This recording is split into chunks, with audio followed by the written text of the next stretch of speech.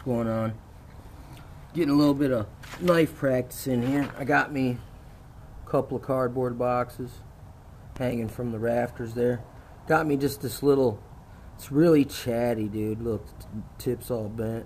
It's a little chatty kitchen knife, and it's really awkward, man, because the handle's very heavy and it's not very long, so it's not the easiest knife to use for what I'm practicing right now. This target practice, just I haven't done this in a while. This is really level 1.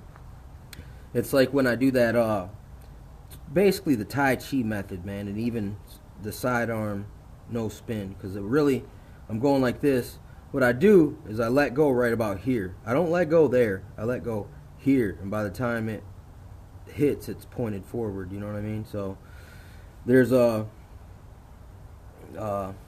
I mean, basically, when it comes to these particular throws I'm going to do right here, it's just, it's all about distance, man. If you go any farther outside that distance, it stops, it loses its accuracy. But this is very close distance.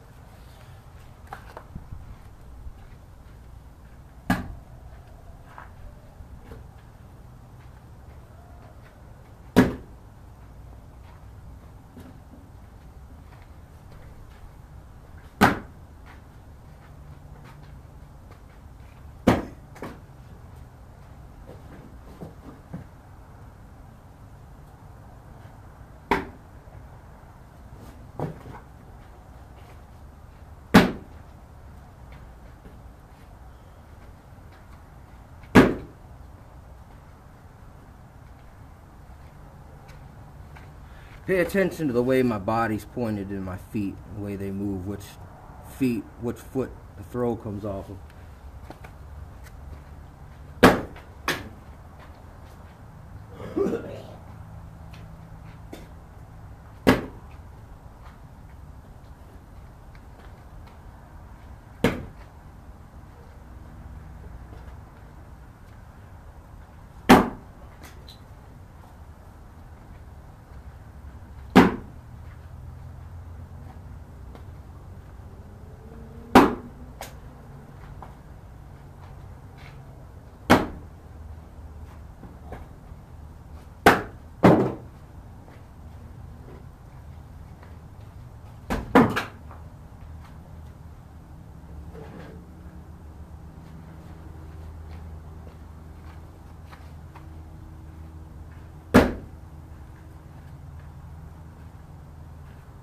When it comes to the throw by the tip method, you got to find a spot on the floor and mark it, because it'll be the same every single time.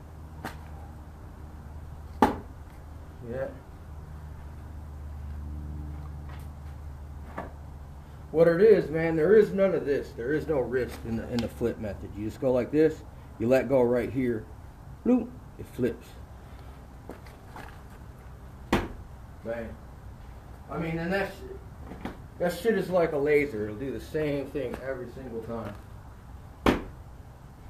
As long as you have your distance right and your foot positioning right, because it's kind of like, alright, if you have no foot positioning, you're not going to have no accuracy and power. So if the foot ain't right, the throw ain't going to be right. Remember that. That's what a lot of people don't realize. Because, you know, the martial art in concert with the knife throwing makes it easier to really fine-tune your skills. And here's one thing, you know, I'm over here throwing, you know, trying to get 30 plus feet all the time.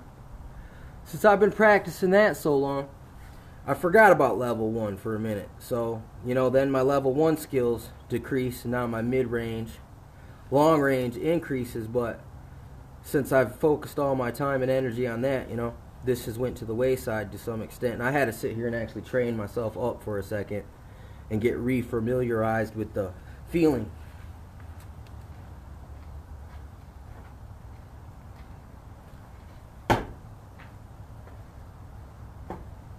Another thing, you want to get all your angles down. You want to get straight overhead, from across, from under, from down.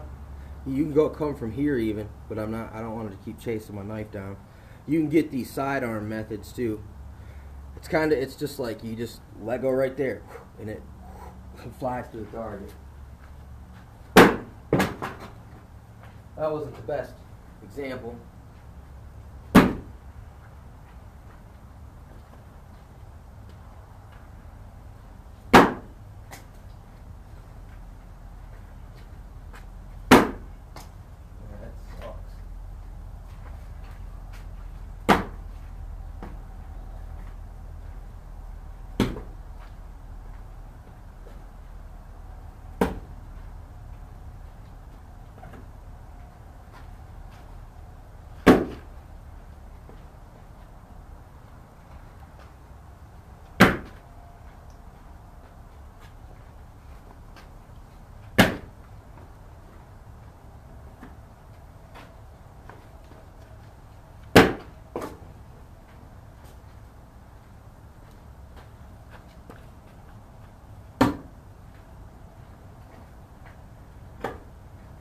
You can even get this by the tip from back here too. Switches a little bit sometimes, so sometimes you have to modify your distance. Because for some reason that takes longer to get around.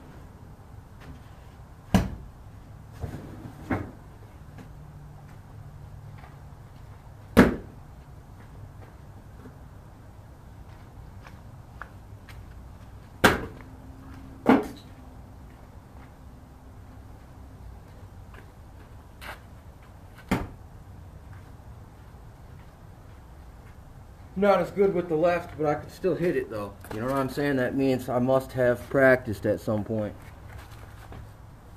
You know? When you get good, instead of just letting go here, you'll be able to turn it into this. And then you just let go here. There's still no wrist. It's all this crescent motion. And then you just let go before, whenever you think you're supposed to aim, you should probably let go split second before you think you're supposed to aim, and normally you'll be on. It's better to be a little early when it comes to knife throwing than being over straight up.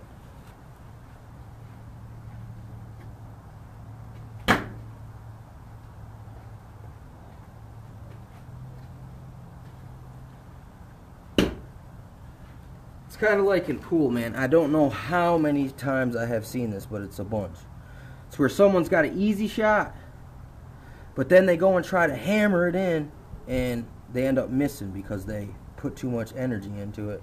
You know, it's the same thing when it comes to knife throwing. It's not about power. It is definitely, most certainly about finesse.